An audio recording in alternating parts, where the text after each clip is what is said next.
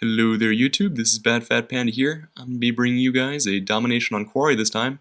And this is sort of a special domination on Quarry. I got a nuke this match, and I actually got a couple nukes. I think it was 3 back-to-back when I was recording this, and I have gotten a number of requests saying that they would like to see either a nuke or a how-to nuke guide. And I try and take requests in priority of volume.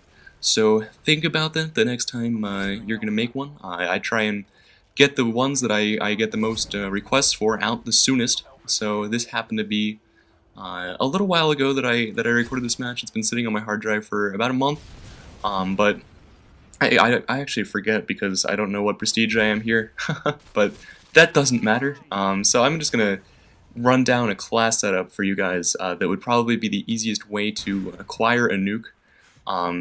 If you use a silenced assault rifle, then it will. The reason I say that when I talk about getting high kill streaks or getting nukes, assault rifles aren't necessarily overpowered. They're just better than everything else in this game. I can't tell you the number of times that I was sniping and all of a sudden I just get one-shotted by some douche with a FAMAS or a M16. Not that they're douche guns, but I don't know. I just think of them as douches. The TAR is one that I chose for this map specifically because it's powerful, and when you put a silencer on it, you don't necessarily need cold-blooded. You don't necessarily need stopping power with it. And although it does help, the TAR is one of the guns that does benefit from stopping power with a silencer and without a silencer. So if you're finding yourself in tight situations that you keep dying with a TAR, just go ahead and put stopping power on it, and it may help. You may see your game improve a bit. But back to the task at hand, the reason I'm using the assault rifle is because I find myself in some close situations when I'm running around corners on Quarry. There are a lot of corner campers, if you have run into them before. That guy is he's bad, he's a baddie. Earlier when I destroyed his claymore, he didn't even turn around to look in this camping spot. And there are people that camp up on these ledges in random positions. And I don't have Commando Pro, so I'm just trying to get down there as safely as possible. I see that we have already capped A and B very early on, and I'm trying to keep them pinned back to the C spawn, because the C spawn is where you can do work with a kill streak. And the kill streak setup that I'm using here, I do have Hardline, and I am using the Scavenger Pro, Hardline Pro, and Ninja Pro. I would highly recommend Ninja Pro. Actually, I would almost make it a definite third perk that you would use for getting a nuke. Only because that if you get killed while you're in an AC-130 with someone with a heartbeat sensor, it is very frustrating. It's happened to me a couple times before when I was using like sit rep or something. Not necessarily to get a nuke, just when I was like going for a stealth bomber or something, and I had like 8 kill streaks and 8 kills, and I was very angry Panda. But so I'm running around here, I'm running around R spawn because people will inevitably come to the A spawn. They're not too fond of going for B because B is a point of contention on this map as well as many maps like Invasion. Think about the number of times that you went to cap B and just get noob-tubed across the map from some douche sitting back in the A flag. So here, I get my Harrier strike. I'm also going to plant a claymore around here, I think, later.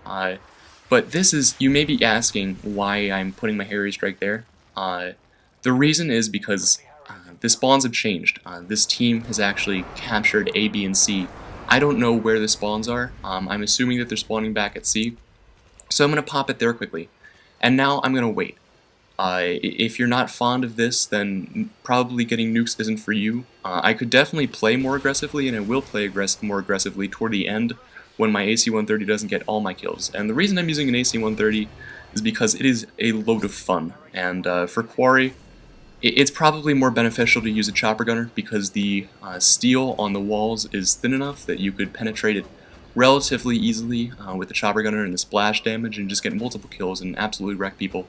But the AC-130 is just so much fun. Like knowing you're going to go through a building with a 105mm shell is it is quite delighting. So here, they're spawning back at C. I realize that they took back C, which is really good, and I definitely would not have called out my AC-130 if they still had all 3 flags, because their spawns would just be so sporadic that I couldn't necessarily get any kills. Here, my AC-130 was actually shot down. I have 5 kills to get because I have Hardline. I'm going for 24 kills.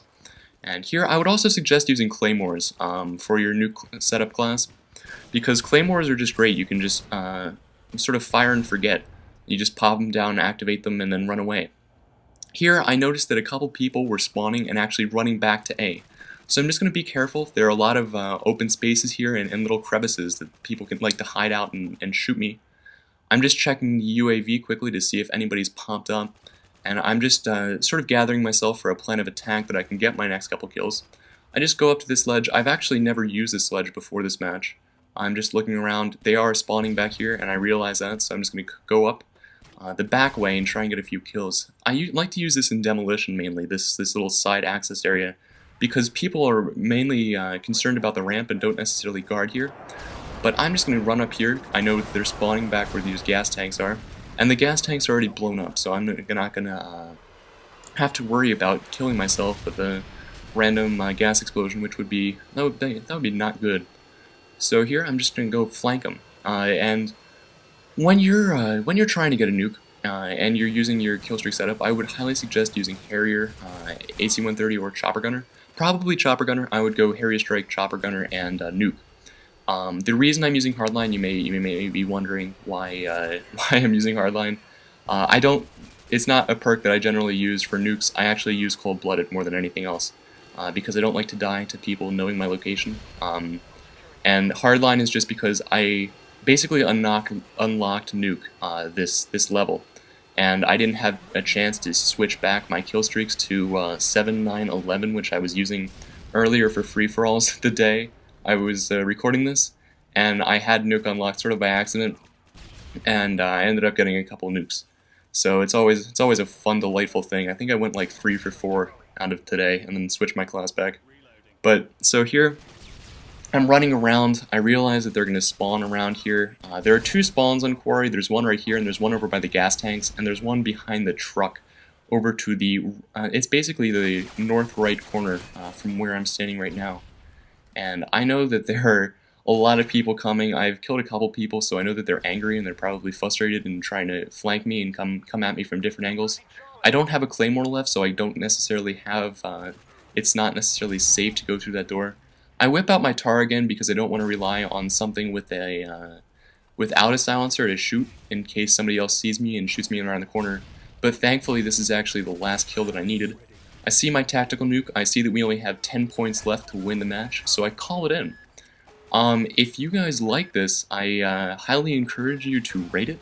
Also feel free to post any comments or concerns or questions you guys have for that I didn't answer in this video. It's certainly not comprehensive. But I do think that it was sort of a decent guide that I threw together at the last second.